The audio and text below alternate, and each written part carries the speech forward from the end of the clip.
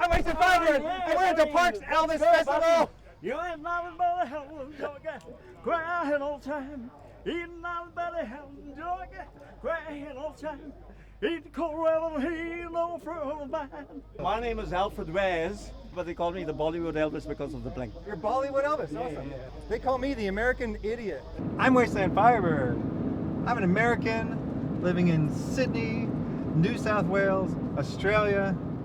I come from an alternate timeline where a near-apocalyptic event happened in the year 1981, and so I don't understand some of the cultural references from the 80s and 90s and 2000s, but we're on our way to something that even I will understand.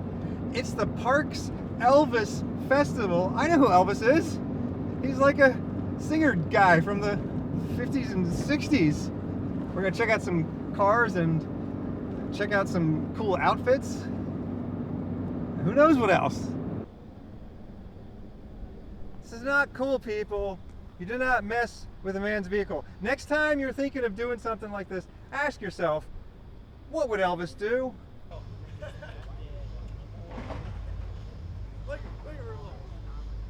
We found the cars.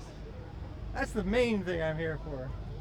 This car show is for cars that were around when Elvis was famous. Ford Galaxy, Cadillac, Sedan DeVille, big boat of a Cadillac. Yes, this was an era of the biggest of cars. If you're an American, you might wonder, what do Australians think of Americans? And in the old days, well, the answer was not so much. Most Australians had come from Europe, and they weren't heavily influenced by American culture, but eventually American culture kind of took over the world, and at some point Australia did start thinking that Americans were pretty cool. And so we do have an appreciation of American culture here today. Giant Cadillac with giant fins, and even though it's 20 feet long, it only has 2 doors. Car show for giant 70s boats, the ultimate in opulence and luxury. Just make the car bigger. Make it more comfortable. Make it more like a living room. It had to be a convertible. Myself, I'm not a huge fan of convertibles. I gotta keep the sun off of my face. This is before air conditioning was in every single car, so you got no top that's gonna keep you cool.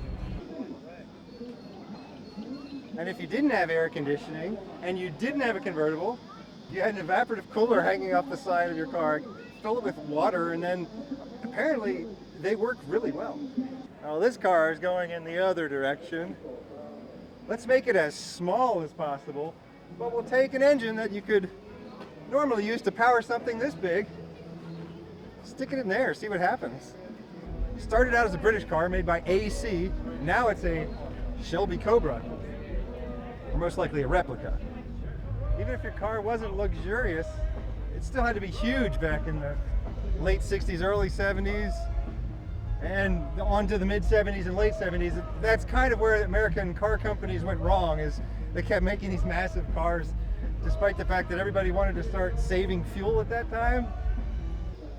I love the necklace with the dollar sign. Did Elvis ever wear something like that, or is this your imagining? Oh no, I just got it from the cheap shop. It's pretty hot. It's hot. You like it? So it's a 1971 Dodge Phoenix, built in Port Melbourne in Victoria, Australia, and all the engines original. Yeah, you want to show us? Yes. Check that out. It's not pretty, but yeah, check out the dirty engine. We love dirty engines. The dirtier the better. There you go. Oh, there we go. That's the dirt we want to see. Australians, what do they think of Americans? We grew up with the American culture, all the shows, the music, the cars. You know, all the cars are based off American cars. You know what I mean? Like Ford and Holden. Holden was GM, you know. Yeah. There's a whole parallel universe. Chrysler, you know what I mean? Yeah, there's a whole parallel universe though. It's like you had your own Chryslers and your own Fords and your own GM cars. But I think there was also a time though when Australians used to admire England more than the US. Do you think that's true or not? Yeah, because it was very conservative. Yeah, my grandmother was like that. Yeah. She loved the Queen and the monarchy. Aussies like that. Right. Yep. And I do too. And so it seems like maybe the ones who like the USA are the more rebellious ones. I don't know. No, I'm a bit different. Like I love both. Beautiful Mercury. Great paint. Extremely low. I love these spotlights on here. I still have no idea why this was a thing. People thought they'd put police-style spotlights on their hot rods. I mean, they're practical. Sometimes you need a spotlight, but aside from that, I have no idea. I love it, mate. I drove it up from Melbourne. But, you know, we went through floods, kangaroos, cattle, dirt roads. We made it.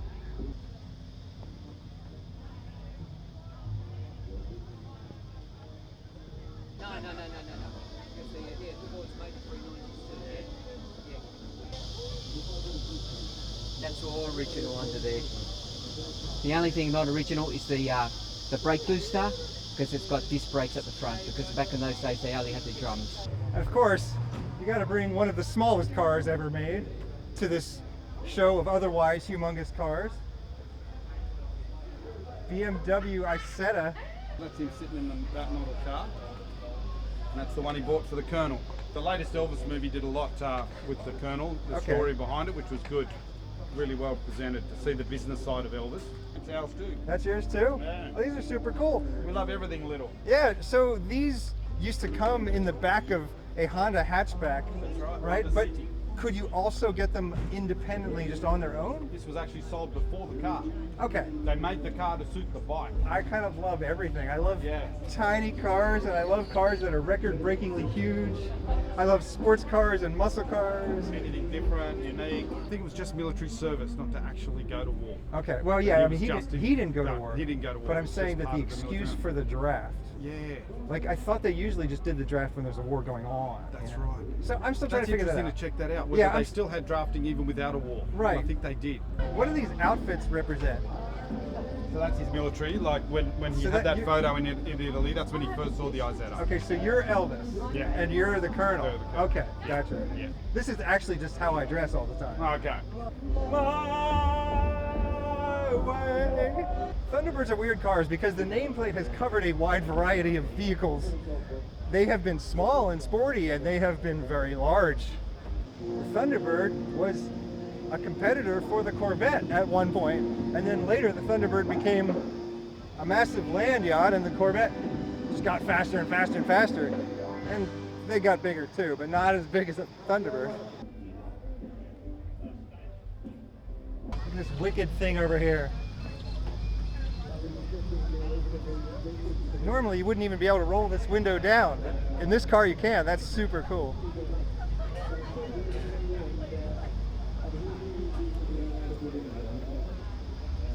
And now a word from our sponsor.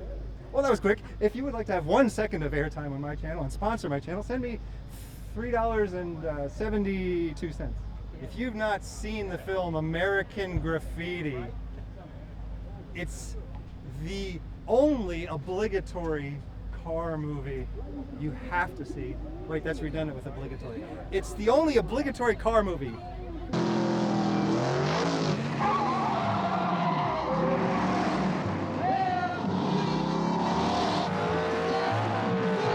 And if you like it though, then check out Dazed and Confused.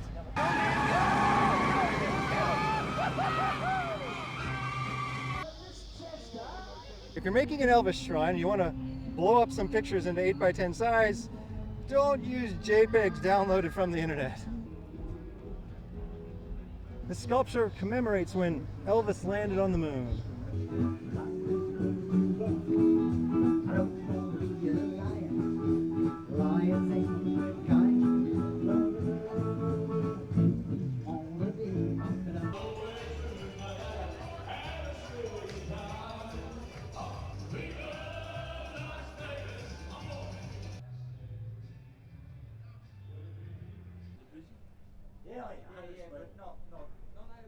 We're going to check out the Henry Parks Center. I want to see every car museum in the country. And the only thing I know about this one is it's one of them.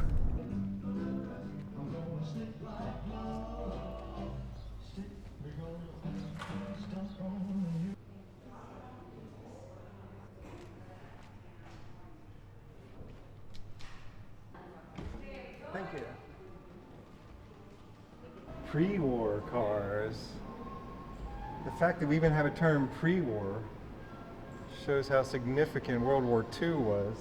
Things really were quite different. Actually had wooden wheels and brass trim instead of chrome.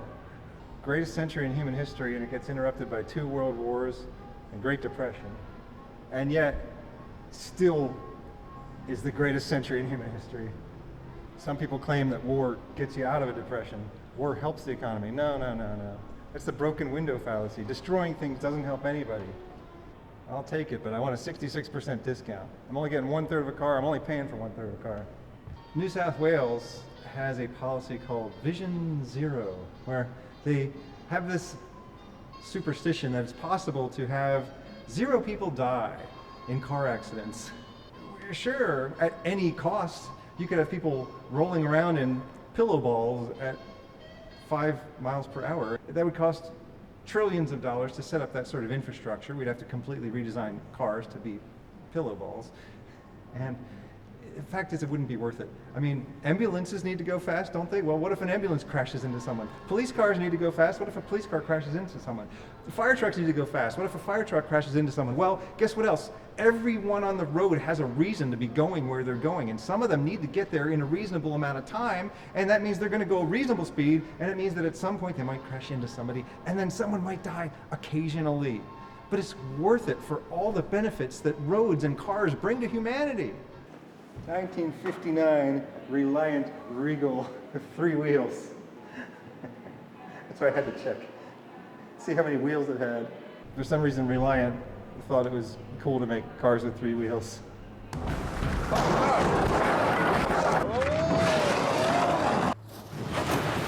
No, not again. Now we get to the post-war cars. This is when life on Earth just took off.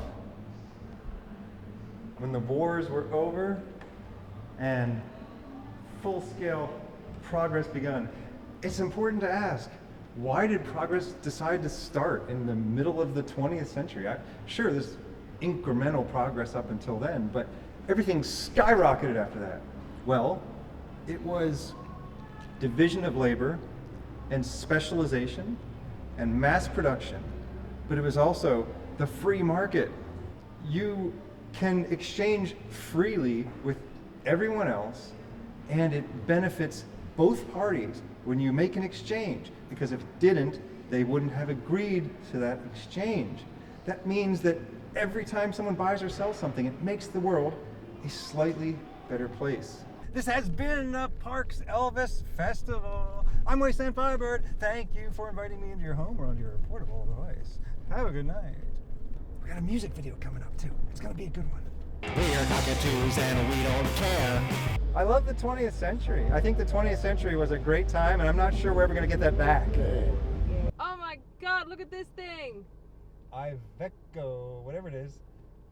Wait, there's no mic. There is no mic. You didn't even plug it in. Oh, hang on. Sorry. I was doing all that talking, and you said you checked the levels. You checked the one level. No, I just unplugged it. Thanks to Matt Skelly for the camera work. Thank you very much. Camera speed. Thanks to me for the camera work.